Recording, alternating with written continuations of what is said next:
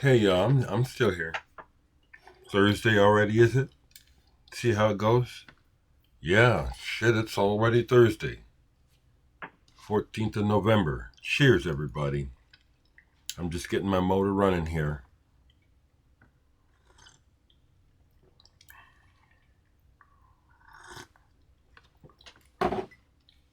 It's funny.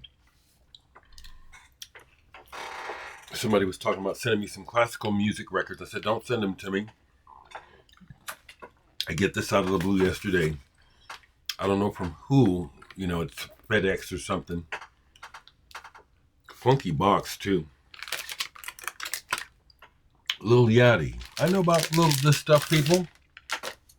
I guess somebody wants to hear me talk about Lil Yachty. This is his latest record. Let's start here. The production values. Let me just go. There's some good production values on here. This music is made for people 1/3 my age. When I was listening to this, I thought of my great nephews, Devin and Gabrielle. I would imagine at least one, if not both of them, will probably really get into this. Musically, there are parts of this that are enjoyable, and I see that there's a team of people that he used to produce this. I can't find any credits as to who actually played the instruments, but it sounds like real playing. If Lil Yachty is playing any of those instruments, that's impressive. There's psychedelic and very druggy aspects to the production and the way the album flows. Overall, this is for young people. It's not for me. It's not. And the vocals are get to a point where they're irritating for me, because it's like some of the songs, it's like this is obviously a booty call. He's singing with the auto tune, and it's like over the top. And I guess someone wanted to hear me talk about this, because this is not for me. I'm too old to be for this. It's not for me. Thank you for sending it to me. Give me something to trade, okay? Honestly, I don't relate to a lot of this young hip hop culture. The spoken passages on there where they talk about mental stuff, I can't tell. Are they being silly? Um, is it a send up? Is it serious? I can't tell. But the album is not for me. It's not made for someone my age at all. I've watched his videos. I know who Lil Yachty is. Thank you for trying. You got me to talk about it. I know what I like, and I know why, and I know who I am, okay? How's that? Along those lines, I spent almost the entire day recording. A new piece came to me, and of all things, it was inspired by a new track by the band Clipping, who are also hip hop, but more edgy, more interesting. The wordplay is interesting. Some of it I can relate to, but the music, the backing of Clipping, is very interesting. My friend Eviction, who is just blowing up in the world of the avant-garde worldwide, she's all over the place. She toured with them. I asked her about that because, I like them. And she said that was touring with them really worked, because she is a noise artist. She doesn't do beats at all. No hip hop. She's very confrontational and sexually edgy in her presentation of her music. So I can see where it fit. But the track that I worked on all day yesterday, which I'll get back to today because there's more, it's got me going. It's based on the beat of the most recent clipping track that's online. I check the music news almost every day and watch the new music. That's one of the ways that I'll keep up with the current stuff, is to watch the music clips. Even if it's just audio visual, even if it's just like a audio visualizer, I'll listen. There's just a lot of repetition going on. There's originality. There's people trying things, but there's a lot of repetition of the same shit going on. And I absolutely hate this new surge of country music. Don't like it at all. And the way that it incorporates hip hop makes it even worse. Almost seems like some kind of covert operation.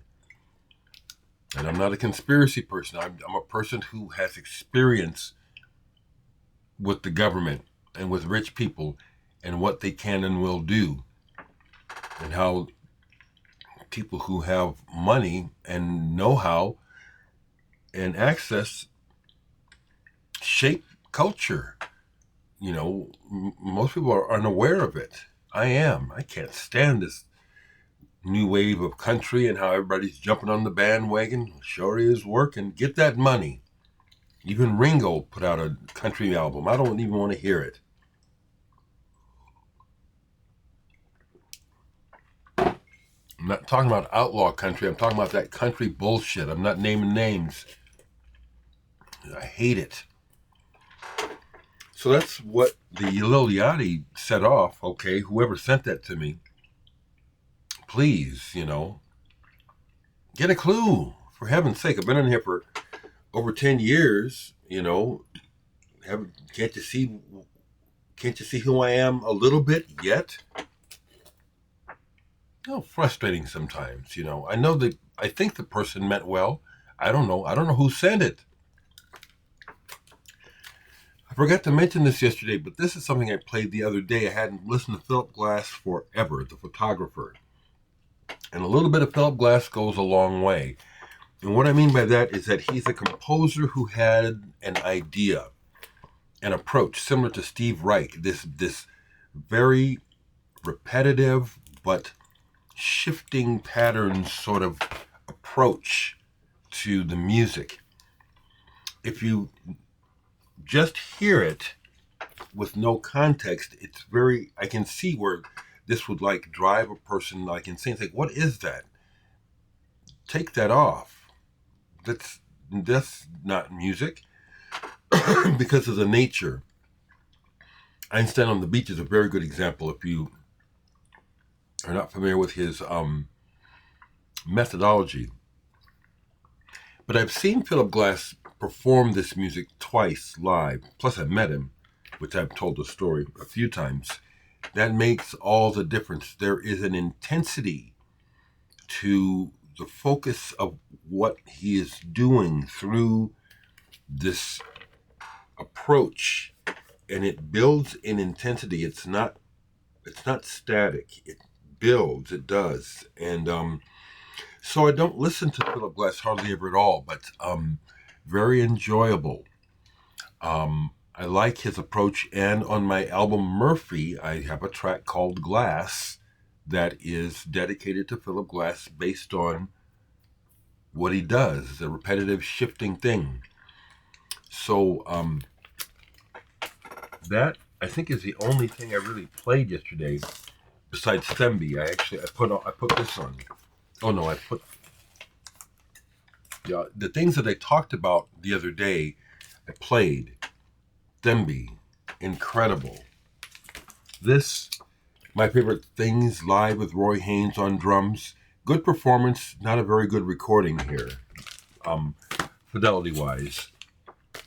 I liked it. I didn't realize how much I liked this. Someday World by Eno and Hyde. This is really good. Rhythmically very charged. Very interesting. Rhythmically. Lyrically, but rhythmically and production-wise, this is way cool. better than I remembered. And I listened to all of these, actually. Fantastic. Duster by Gary Burton. Excellent. Excellent. The other thing I'll say about the records I showed yesterday is that this is a keeper, folks. I don't play Bob Dylan much, but the way that I received this album, it was given to me decades ago. It has sentimental value to me. If I have to tell you what I like by Bob Dylan, it'll be strange. You'll think, really? One of the songs by Bob Dylan I really like, and it's just the song, not the words. It's I Want You.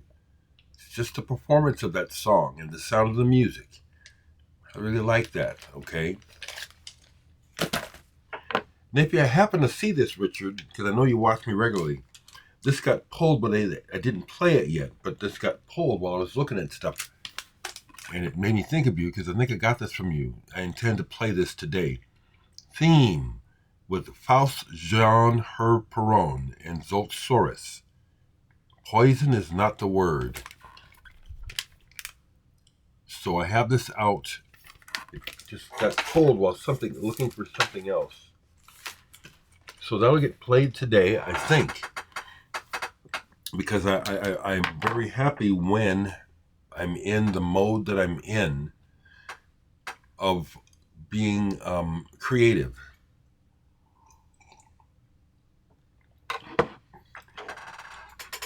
I was up past 10 last night with this new piece, which I'm playfully calling Rockin' Dopsy. That won't be the title, but that's what comes to mind as I'm working on it. And it just kept forming as I would go. I'd hear more things, and it's like, by the time I took a mix to bed last night, it was like, wow, this is really cool. And it's saving my soul, because every time I look at the news, it just, I'm flabbergasted. You know, Trump is literally, I don't think the people who voted for Trump realize what they did. They live in such a bubble. Every time I look at the news, what he's trying to do, who he's appointing, Matt Gaetz? Whoa. These are not ethical, good people. Good Lord. Whoa, I have to stay away from it. It's like, wow, it's like a nightmare. I really don't think that people who voted for Trump have any idea what they actually did to themselves. So to me, this definitely looks like a matter of cutting your nose off to spite your face, dumb fucks. So, I just have to deal with this. Those other Roy Haynes records that people recommended to me, I have them. I just didn't show them, okay? Can't show everything, I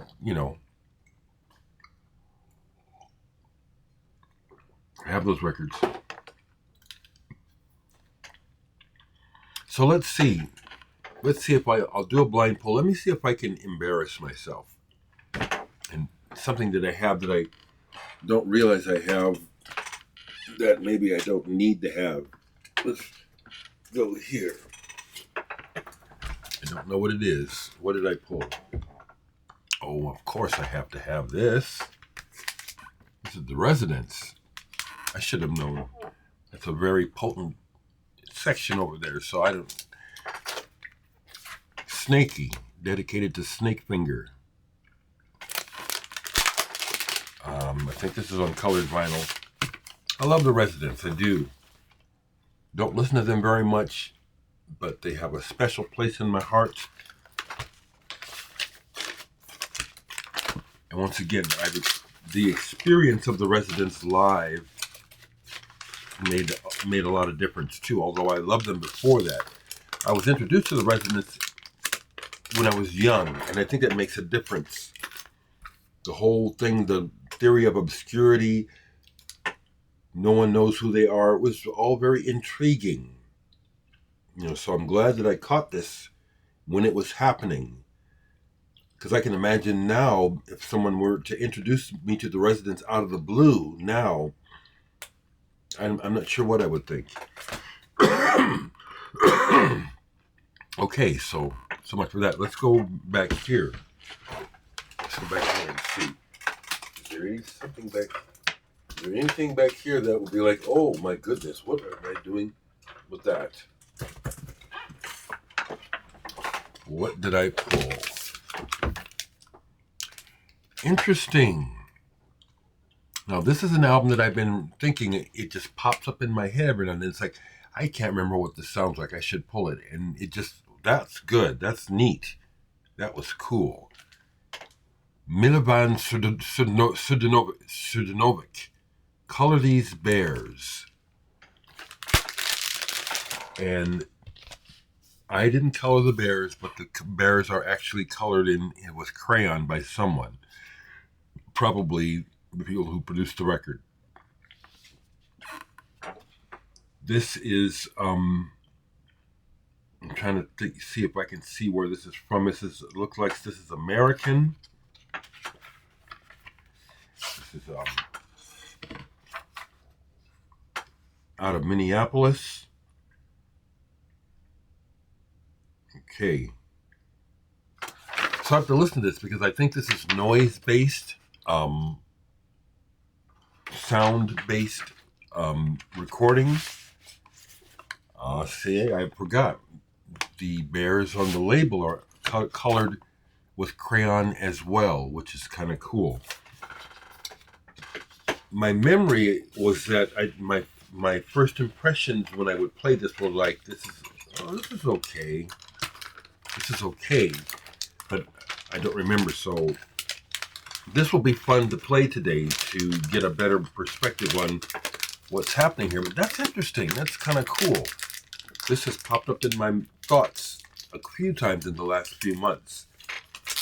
Play that Surdanovic record. I don't remember what it sounds like. The one with the colored little bears on the cover. And I pulled it, so very cool. I'll let you know how it went next video. So the lamp is crooked today. And I know that some people, that I actually went through a thing where I was having people fix that lamp. Fix that lamp. So look what I'm doing for you. I love you people. Is that better? Kind of better. This is good enough. Good enough.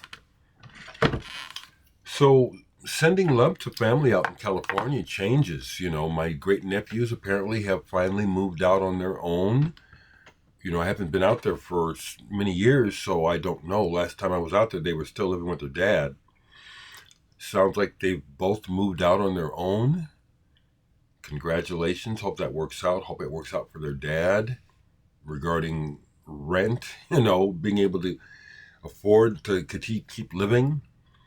But the idea that they're moving into their own lives fully, I congratulate that. And it's hopefully they can make it, because it's a rough, tough, crazy world, which I think is going to get rougher, tougher, crazier, and more difficult for the common man, us.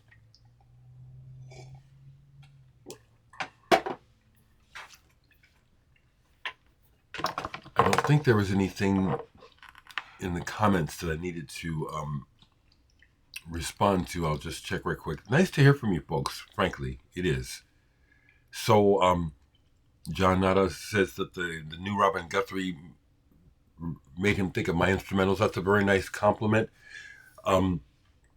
There's a similarity to the tonality that I look for.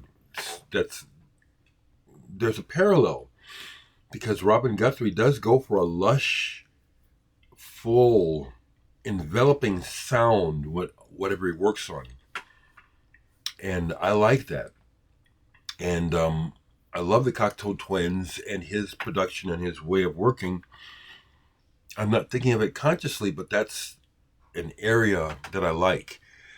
Happily, I got to meet Robin Guthrie, and you know, we just hung out for a few minutes, but we actually had a conversation.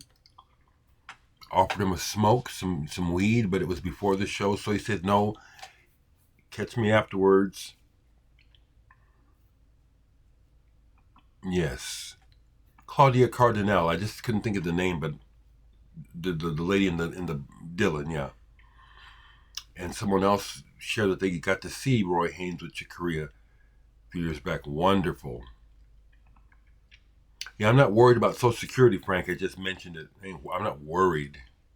The last thing I do is worry. Okay, it's part of my secret is my mom was a worry wart, and it drove me nuts. And so I said, I'm not doing this.